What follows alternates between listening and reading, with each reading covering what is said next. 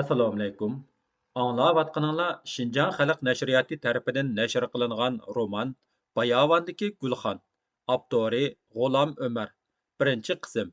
4-chi bob. Davomi. Ular paxtakildan o'tib Qizil daryosiga yaqinlashganda, hammaylarning qalbini ajoyib bir hissiyot o'z quchog'iga oldi. Bu shundoq hissiyotki, oshiq o'z ma'shuqidan ayrilib, jangga ketgan o'g'ilmi o'z uyining bo'sug'isi oldiga kelganda ana shundoq hissiyotga keladi. Bu chog'dagi intizorlik shu qadar ta'xirsiz bo'ladiki, o'tgan necha yil, necha 10 yilmi mushu oxirgi soatlardek uzun bilinmaydi. Hammaylan oldi tarafga, shovqinlanib eqiyotgan daryo to'lqinlariga va u qatdiki shamol bog' qizilduva taraflarga xuddi kutib turayotgan ma'shuqlarni ko'rmoqchi bo'lgandek bo'yindab qarashdi. Qashqar qandaqroq bo'lib qoldikin, oxirgi yillarda bu qadimiy shahar nurg'un fojialarni boshdan kechirdi. Bu yerda qonlar daryo bo'ldi. Bu yerdan ko'tarib chiqilgan jasadlar bilan yangidan yangi qabristonliklar paydo bo'ldi. Shahar o'zichu ularning vujudi titrab ketdi. Tavfiqning Qashqar haqidagi xiyollari qanotlanishi bilanla shoirona hislar qalbini to'ldirdi. Shu ixtiyorsiz holda Gumnamning munu misralarini shoirona ohangda deklamatsiya qildi. Mazrai lutfi ilohidur diyori Kashgar, ishq elining qibligohidur mazori Kashgar. Ishqu ulfat chashmasidan dardu mehnat jush etar, tufrag'i hasrat bilan putgan hisori Kashgar. Dilrabolar bag'rini layla badaxshon aylagay, bir nigohi g'amzasidan gul uzori Kashgar. Aysh ilga xoridan kelgay ishrat esi, Chün Sulaymon davlatidur xori zori Kashgar. Udu unber tuprağıdır abi kevserdur suyi, durri mercan taşlarıdır kuhsari Kashgar. Мәмтili әпәнди u qirg'oqdagi yeshillikqa purkangan yizlarga tikilganicha jimib qoldi. Saldan keyin Ahmad әпәнди qo'shib qo'ydi. Ya pari, ya hur, ya bag'i irem yod aylamas, shahrini untar bo'lur har kim duchori Kashgar. Ular allaqandoq hayvatlik gumburlashni kutib, demini ichiga olgandek jimib ketishdi. Harvining g'ichirlishi bilan taraqlishi, daryoning sharqirishi anglanib turardi. Ular oldi bilan Qizil Döviga berib, Tudaxun bayning qadam joyiga, To'xtajining uyiga tushdi. U yerda To'xtajining inisi Abdukirmaxun sohibxonlik qildi. 5-chi bob. Ular shu kunila To'xtajining aksi Iminaji, inisi Abdukirmaxunlardan Qashqar shahrining ahvolini uqishdi. Mamtili әпәнди kona tunishlarini Yusuf Ziyo va Majiddin doktorni so'radi. U Yusuf әпәнди bilan Iksaqdagi Husayniya maktabida o'qiyotgan chog'dan tartibla tunishadi. Garchi ular tang quramliq bo'lmasimi, bu ularning do'stligiga to'sqin bo'lolmagan edi. Keyin ular Turkiyadami billa bo'lishgan edi. Majiddin әпәнди bilan Turkiyadagi tunishliq mazgili nihoyatda qisqa bo'lgan bo'lsa-mu, bir-biriga bak amroq bo'lib qilishgan edi. Yusuf Ziyo orda ishkida o'ltirdikan, Novishi maktabga dars beradigan. Majiddin әпәнди Hilal Ahmarda ishlaydigan, ham shu yerda o'ltirdikan. Hilal Ahmar Qizil Yangi Ay, Qizil Kirsip jamiyatining islom allaridagi atalishi. Qashqardagi Hilal Ahmar 1933-yili qurilgan. O'rni Yavag'da edi. Ular yana Yusuf әпәндинең to'y qilib uqdi. Barliq ishqi muhabbatini millatni oqartish ishiga beg'ishlagan bu kishi o'ttir yoshga borgandila o'zining turmushi haqida o'ylashga ishingan edi. Bu Uyg'urlarning milliy xarakteri va odatlaridan aytganda oddiy masala emas, kichik qurbon berish emasmidi? Ular yana Majiddin әпәндинingmi o'ylanmoqchi ekanligini aytishdi. Buvay Shamolbog'liq ibodatxon degan ayol bilan to'y qilish oldida ekan. Yuqorqi suhbatlar bilan o'tgan fursatda ozroq dam ilib olgan Ahmad әпәнди Tavfiqni shaharda kutadigan, Novishi maktabda uchrashadigan bo'lib shaharga kirib ketdi. To'xtaji va boshqa sohibxonlar uni ilib qilishga xili tirishgan bo'lsa-mu, do'stini hammadan bak tushunadigan Tavfiq buningga ijozat berish eng oqilonlik deb qaradi. Uyining bo'sug'isiga kelganda kim bundoq oldirmasin? Tavfiq o'zi To'xtajining uyida qo'noq bo'lib qoldi. Tevfik safar changlarından qutulish uchun uzoq yuyundi. Odatda u avval issiq suv bilan ozroq yuyinib, orqadan muzdek sovuq suvda chayqaydi. Bundaq qilish badanning kasalga qarshi kuchini oshiradi, deb tushuntiradi u. Atsi atiganda u hammadan baldur turdi. Uzoq gimnastika o'ynagandan keyin yuz ko'zini yuydi. Ondan bir burda qattiq non yedi. Bumu uning uzoqdan beri davomlashtirib kelayotgan odati bo'lib, dadisi Tevib Molla To'xtajining qarashicha, qattiq non kechisi oshqozonda paydo bo'ladigan va zardini qaynatadigan ochiq suyuqlikni shumurib, oshqozonning faoliyatini yaxshilashga foydasi borkan. U dadasining shu nazariyasiga izchil amal qilib keladi. Tavfiq toki sohibxon atiganlik choyga taklif qilg'ucha qizil ko'zdan ko'chirib aylanib yurdi. Atiganlik nashtidan keyinla Mamtili apandi shaharga kirishga oldirdi. Qashqar bir yoqqa qochmaydi apandim. Bir ikki kun, hech bo'lmasa bugun bir kun dam olsizlar andin kirayli, deb to'sti To'xtaji. Shundaqmi? Dedi Tavfiq kulimsirab. Do'stim, dunyoda bir muncha qochmaydigan narsalar bor, lekin inson vaqti kelganda hamon o'zini tuta olmaydi. Agar sizni bir go'zal kutayotgan bo'lsa, uning baribir ketib qolmaydiganligini bilsingizmi aldiraysiz-ku. Uyg'ur rost. Shundaqdimi millatimizning yuraki bo'lgan bu diyorni ko'rmagili 10 necha yil bo'lganligini nemishga nazardan saqit qilib o'tasiz? Ya Alloh, nimancha hayajonlanib ketdilar apandim. Undaq bo'lsa jursizlar. Men texi Mamtil apandi bir parcha cho'g' desa, nima deydigando deb tikaman. Endi qarasam sizlar kuyib turg'inidan ekanlar-ku. To'xtaji kulib ketib do'stiga ijozat berdi va o'zimi billa kirishga tayyorlandi. Mamtili apandi yuk taqalarini ilibla ketmoqchi bo'lib edi. To'xtaji uni to'sib, yuk taqalarini olmaslimi bo'ladi. Yana kelamiz. Bugun qaytib kelamiz. Biznikida qo'nila. Atiganda naga borman deslar yo'l bo'lsin deyman, dedi.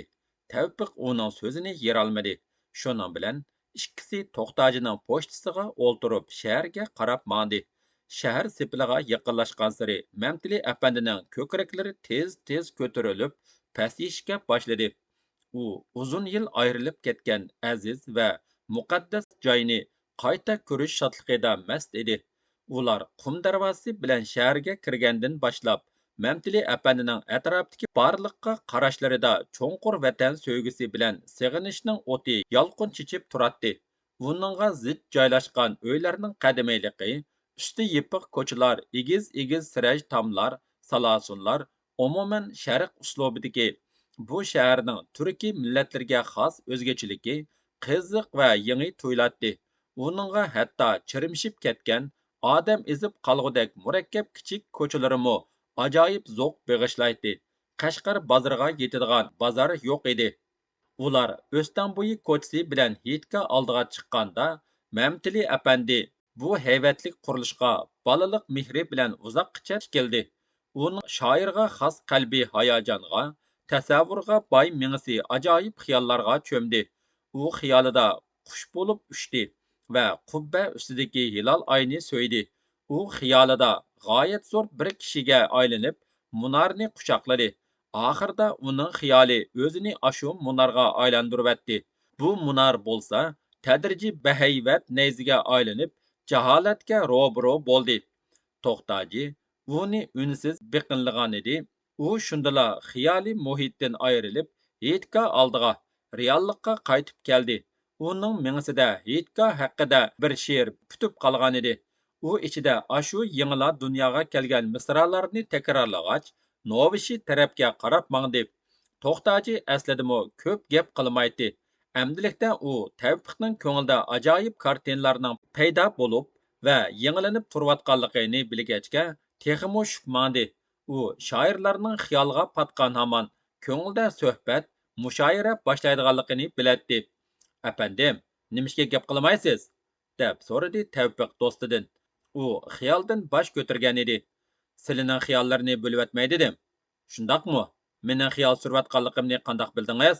Shoir degan jim bo'lgandikinla ichida bir nima to'qishga boshlaydi deb uqqandim. Shundaqmi? Meningcha hamishimi undaq bo'lavermaydi. Ammo men yilroqda Yiğitga to'g'riliq xiyol qilgan edim. Buni nazarda tutganda farzingiz haqiqatanmi to'g'ri? Ular Novishi maktabga buriladigan do'qmishdan turgan Ahmad apandi bilan uchrashdi. Xayrli kun apandi, deb salom qildi Tavfiq avval ig'iz ichib. Qandoq, tuqqanlar bilan tepishdingizmi? Hammasi tinchlikmikan? Xudo shukri. Ha, yomon emaskan. G'amkin javob berdi Ahmad apandi. Ular Novishi maktabga yetib keldi. Maktab o'rinda inqilobdan ilgari butxona bo'lib, inqilobda butxona chiqib tashlanib, o'rniga maktab silingan edi. Ular maktab hovlisiga kirib kelganda tushga yaqinlashgan edi. Shunga uzoq kutishga to'g'ri kelmayla, apandilar darsdan tushdi. Mamtili apandi sinfdan chiqayotgan Yusuf Ziyoning oldiga qarab mandi. Yusuf apandi 40 yoshlardagi qaramutuq, o'ruq, so'zunchoq yuzlik kishi edi. U o'ziga qarab kelayotgan kichik burutliq, kelishgan odamni ko'rganida qo'ltiqidagi kitob daftarlarning tushib qolganini tuymay quchqini ochdi. Ular shu yo'sin unsiz quchoqlashib turishdi. Orqadan bir-birini neri ittirib, uzoq tikilishdi. Ondan qo'llari og'rib ketgudek qo'l qisishib turib, salom deyishdi va o'zaro hol ahvol so'rashib ketdi. Bu kayfiyatni jiddiylashtiradigan murosim tugagandan keyin Mamtili apandi yerga tushib ketgan kitob daftarlarni ilib, astoydil qiqishtirib, qarab chiqqandan keyin uni Yusuf apandiga sundi. Tabriklayman, ma'rifatning ziyosini chechishni boshlabsizlar, dedi u. Ziyo, nur.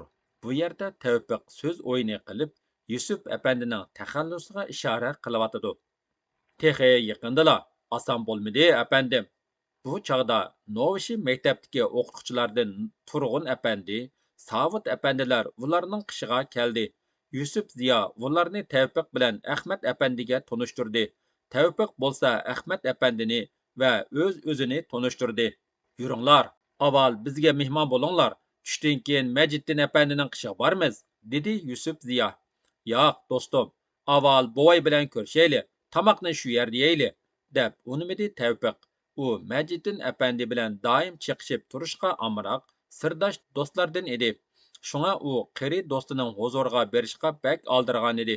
Yusuf apandi o'zimu xilidan beri Majiddin apandi bilan ko'rishmagan edi. Uning ustiga uzun bir judolikdan keyin amdila ko'rishib turgan do'stining ko'ngliga bormay bo'lmaydi. Shunga u darhol qo'shildi. Juringlar, hammamiz birga borayli, deb taklif qildi Tavfiq o'chquruqlik bilan Yelala tanışqan Turg'un apandi va Savut apandiga. U ikkalanmu bu kishining samimiylik, do'stonalik yig'ib turgan chiroyiga qarab, uning taklifini rad qilishga ojiz keldi. Shuning bilan hammasi bilan yavoqqa, Hilal Ahmarga qarab ketishdi. Ikkinchi. Ular Hilal Ahmarga borganda Majiddin apandi ishxonasida ekan. U 55 yoshlar atrofidagi soqollariga oq kirgan buvay bo'lib, qo'lida agri sapliq hosi bor edi. O'zi o'ruq, vejik, o'ynab turgan ko'zlaridan chaqqonligi bilinib turadi. U Tavfiqni uzoq quchoqladi. Kichik ko'zlarining chaniqi yosh bilan parqirab ketdi. Xo'sh keldingiz, safo keldingiz, apandi, dedi u qo'yiq Istanbul shevisida. Garchi u hozir to'liq Qashqar shevisida so'zlaydigan bo'lib ketgan bo'lsa-mu, do'stlari yangidan Turkiyadan kelgani uchun niziqanday qilib shundoq so'zlamak dedi. Salomat, o'zingiz obdan turgansiz. Obdan bo'lmasangiz to'yingizni qandoq o'ynaymiz? Tavfiq uning o'ylanmoqchi bo'lganini anglab olg'achqa chaqchaq qildi. Menmu mana shunchalik, dedi u mursini yuqori ko'tarib, intayin chaqqan harakat bilan o'zining hozirgi ahvolini namoyon qilib, tirik yuribdiman. İstihbarat sistemalaringizning sezgurligidan so'yindim.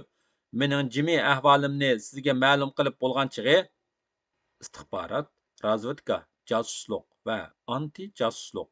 Tavfiq kulib qo'yib, tirik bo'ling, do'stlaringizning hammasi salom aytishdi, dedi. Salomat bo'lsin.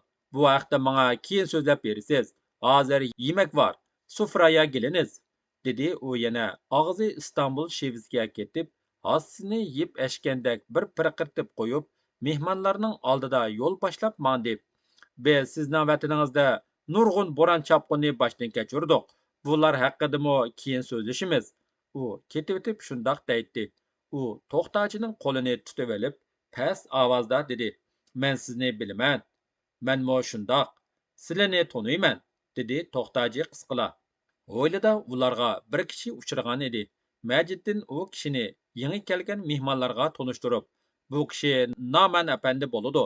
Tavfiq bilan yurtdosh, Hilal Ahmarning qurg'uvchilaridan, dedi ondin Naman apandiga. Yuring, sizmo biz bilan birga menging. Bular bilan tanishib qiling. Har holda ulfatchilikka yaraydigan odamlar, dedi. Naman apandi Tavfiqning yurtdoshi, Hilal Ahmarning qurg'uvchisi degan gaplarga qiziqib qolgan Mamtili apandi Majiddin doktorning uyiga kirgichila Naman apandi bilan tanishib oldi ham uning otish o'ng'iriqdan ekanligini, tibobat sohasida va fanning boshqa sohalarida xili ko'zga ko'ringan ziyoli, shundoqla jamoat arbobi ekanligini bilib olishga ulgurdi. Ular Majiddin apandining yotoqxonasiga kirgandan keyin Sohibxonning parangi tugamayla ketdi. Uning so'z harakatidan Tavfiqni o'z bolasidanmi yaqin ko'radiganligi, shunga hozir xushalligidan nima qilarini bilolmay mangdab ketayotganligi bilinib turadi. U qo'lidagi hossisni pat-pat yeb ashgandek pirqirtib qo'yib, goh Tavfiqqa chaqchaq qiladi, goh savol so'raydi. Orqadanla o'zining Qashqarga kelgandan keyingi kechirmishlarini so'zlab ketadi. Inqilob haqida so'zlaganda alohida jonlanib ketadi.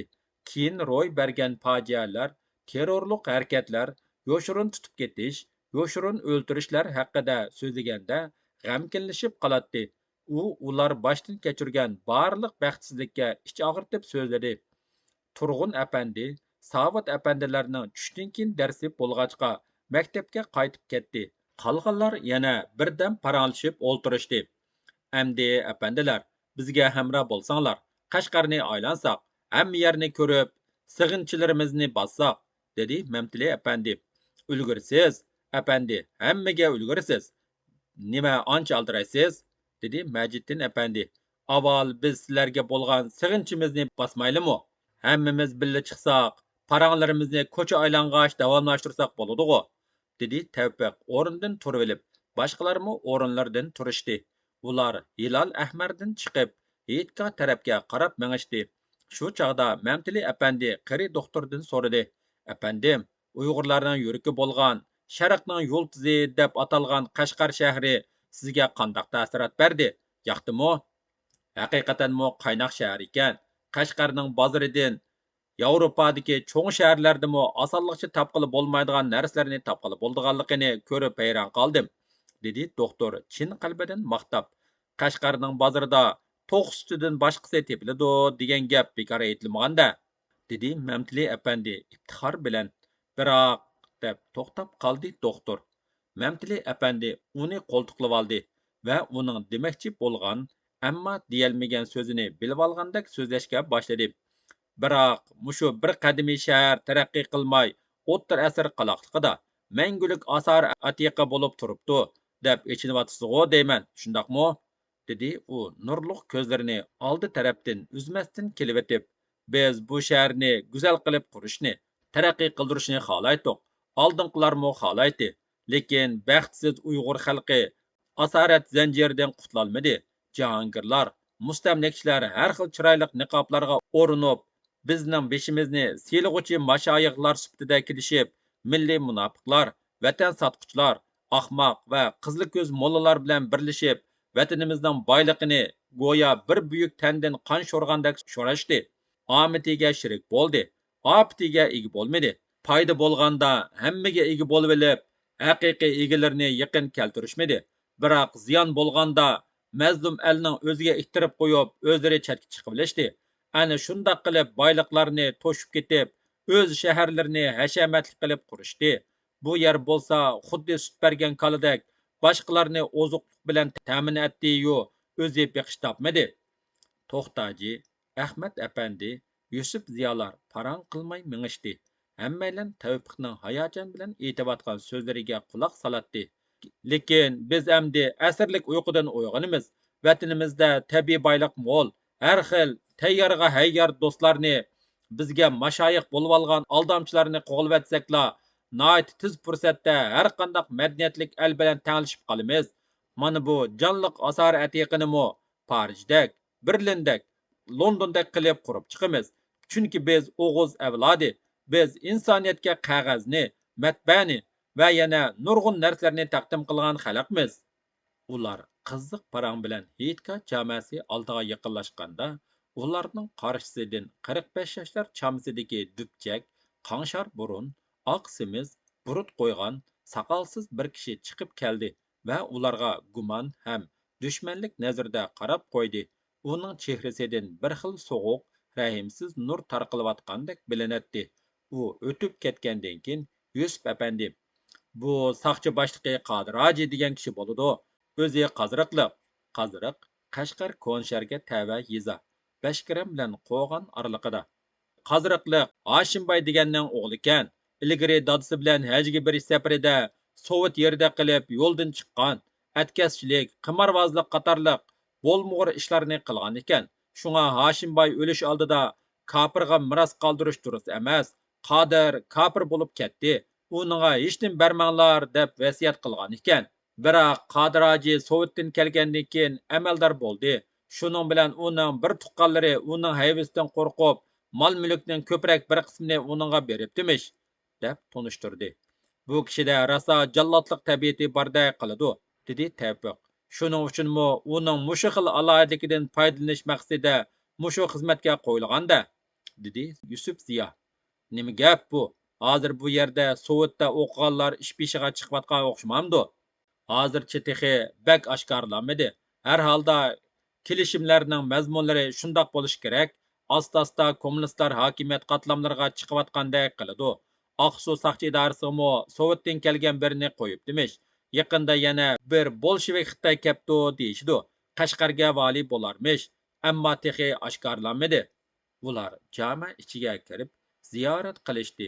2 rakat tahiyatul masjid namozi o'qib, bu yerdan qaytib chiqib, O'stanbo'yi ko'chasini, ondan aylanib yon darvoza, qo'noq bozori, o'rda oldi ko'chalarini ziyorat qilishdi. Hamma yerda butkul sharq bozorlarining umumiy xususiyati chiqib turadi. Men deyman, deb so'z boshladi Majiddin apandi. Uyg'urlar bek oq ko'ngil xalq bo'lish bilan billa yana intayin qizg'in mijozli xalq ekan. Diqqat qildinglarmikin? Biz aylanib o'tgan ko'chalardala necha yerda to'plashib olganlarni ko'rdik. Ularning qizg'inlik bilan o'lishib olganligiga qarab, u yerda qiziq bir ish bo'lgan o'xshaydi deb qolasiz. Amaliyoti bo'lsa, unchula ish yo'q. Ya bir chet ellik mol ilayotgan bo'ladi, ya 2 odam qizirishib qolgan bo'ladi. Ish qilib shunchlikla bir ish. Mamtili apandining chiroyiga qo'yib qizillik tepdi. U bu gapdan o'zi yoki yaqin kishisi haqoratga uchragandek nomusi keldi. Lekin u Majiddin apandidan ranjimadi. Doktorning haqorat maqsadi demaydiganligini biladi. Uning ustiga bu gaplar haqiqatanmi rost dedi. Shunga u yurakining shiddat bilan tepishini sal tizginlab dedi. Umuman hayotdan lazzat topolmaydigan, turmushni hayvonlardan salla yuqori saviyada o'rinlashtirib olib, shuningdan qanoatlanadigan, balki buningdan yuqoriroq turmushning bo'lishini tasavvur qila olmaydigan, ma'naviy dunyosi quruq bo'lgan odamlar har bir ushoq ishlarga qiziqib, hech narsa ko'rmagan kishidek o'zini urib turadi. Aslida bu odamlar hayotning boshqa qiziqchiliklarini, haqiqiy lazzatini tetib ko'rmagan bo'lib, ularning ma'naviy dunyosi texmo kambag'al bo'ladi. Ba'zilari moddiy jihatdan alohida boy bo'lsa-mu, yanala mushu qaloq muhit ichida yashab turgan uchun ma'naviy jihatdan o'xshashlar gadoy bo'ladi. Chunki boyliqqa tayinib turmushi uchun ma'naviy boylik yaratishni bilmaydi, ruhiy lazzat ilishni bilmaydi. Hatto uning vujudida bunday talabmi bo'lmaydi. Mana shundoq keng doiralik ma'naviy gadoylar muhitidagi bu odamlar yo'lda birisi yiqilib tushsa-mu, go'yo kam uchradan qiziq tomosha tepilgandek atrofiga o'lishib oladi. Mushundoq arzimagan narsalarni amak qilib umrini o'tkazadi. Ma'naviy ochlikni bisishga tirishadi. Ular o'zlarining zodi nimaga tashna bo'layotganligini, ko'ngildagi ochlikning ozuqi nima ekanligini o'zlari tushunmagachga, birisining do'ppisi tushib ketganigimi, birisining tiyilib ketganigimi u to'lishib devaylashidi. Tavfiq azob va echinishga to'lgan ovozda so'zlab shu yerga kelganda bir oz zardilik ahongda qo'shib qo'ydi. Biz Uyg'urlarning noposi yaxshimi? Aran 10 million ekan. Az bo'lganimiz bilan biz tovlishib, qisilibla yurimiz. Bizga tartib, qoida qonunmi osonlikcha o'zlashib ketmaydi.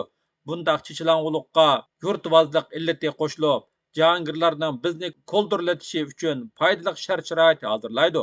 Bizdagi yurtvozlik shu darajaga yetib boradiki, yurt bilan yurt orasidagi ziddiyatda o'z milliy qarindishimiz ustidan g'alaba qilish uchun o'rtaq dushmanimizni ittifoqchi bu ustida qabul qilishdan yanmaymiz.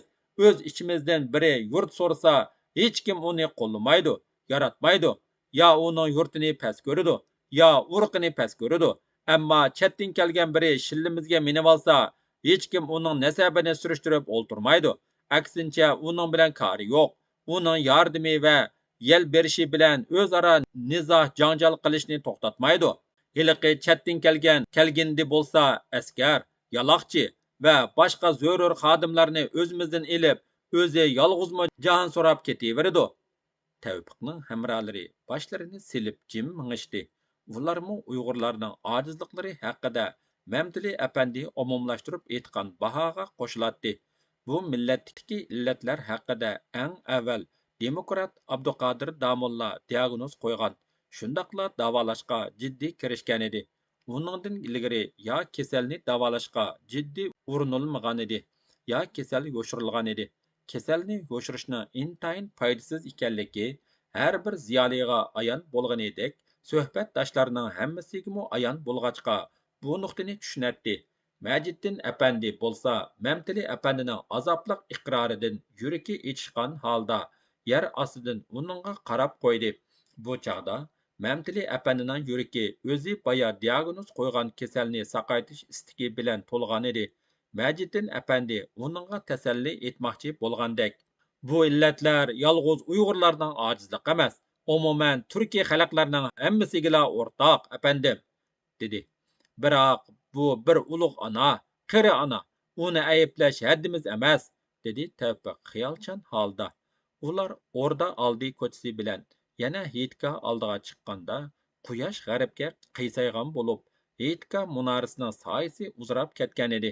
Bu yerda bir necha soqchi ularni to'sib, Mamtili apandi bilan Ahmad apandining salohiyatini tekshirdi. Soqchilar ketgandan keyin Yusuf apandi: "Boyqi Qodir hoji avatgan odamlar o'xshaydi", dedi. Ular har bir uqmishliq odamlarga, yana birga boy odamga ana shundoq diqqat qiladi. Ularda har birimizning tafsiliy arxivimiz bo'lishi mumkin. Ajoyib ansiz jon bo'lib ketdi-ku. Yusuf apandi ko'nglini xira qilg'uchi so'zlarni ancha uzunga so'zmagan bo'lsa-mu, ba'zi muhim halqalarni so'zlab o'tdi. Kayfi xilila buzilgan ziyoratchilar mushu manzilda to'xtab, har qaysisi har tarafga tarqashmoqchi bo'lishdi. "Apandim, qayerga bormoqchisiz?" deb so'radi Majiddin apandi. "Mening uvamga ketamdiq yoki o'rda ishkiga ketamsiz? Sizning nag'mi navolaringizni qo'ymus sig'inib edim." Yusuf apandimi uni qandoq qilasan degandek qaradi. "Mening narsa keraklarim Qizilduvda. Hozir To'xtaji bilan ketaman. Ata narsa keraklarimni ilib uzab kelaman. Avval o'rda ishkiga, Ziyoning ostonasiga tushaman. O'gunlikka sizga qo'noq bo'laman. Lekin shundimi nag'mi navodan tamoda bo'lmag'aysiz. Bu gapni echib xafaliqimni qo'zg'ab qo'ydingiz. Bilamsiz, pianinorimni Hindistonda tashlab kelishga to'g'ri keldi." Bu kishi u yerda mehmonxona xo'jayini bilan do'stlashib qilib, ayrildigan chog'da og'indarchilikni izhor qilish uchun hissiyotga berilib ketib, pianinosini qoldirib kelgan edi. Amda chidamayotidi, dedi To'xtaji kulib. U chog'dagi ahvolda uni ayab o'ltirishga bo'lmaydi. Uning ustiga hiliqi ajoyib davonlardan uni ilib mangmoqmi mumkin bo'lmaskan. Qoldirganimizmi to'g'ri bo'lgan ekan, deb o'ylayotdim. Biroq endi menga pianino bakmi lozim bo'lganligini his qilyapman. G'am qilmang, do'stim. Uning sizmi Qashqar degan duttar tamburning konigu. Biz shular bilan qildiganimizni qilaveramiz. Biroq pianinomi o'z navbatida lozimda. Bu ishdan ko'nglim bakmi yerim. Tavfiqning rostilla ko'ngli yerim bo'lganini tushungan doktor tasalli etib: "Aldirmang, ko'nglingizni yerim qilmay turing. Mening Shved doktorxonasida bir tunishim bor. Uninkida bir pianinoning borligini ko'ratdim, ammo bir qitimmo chalg'inini ko'rganim yo'q. Ya u avvalgi doktor qoldirib ketgan nima, bo'lmasa buzuq mol. Qani, siz so'zlashib ko'ring. Buzuq bo'lsa mayli, o'ngishib olman. Setib berishga unsizlar bo'lg'ini." Ular shu yerda xo'shlashib, har qaysisi har tarafga tarqashdi. davomi bor.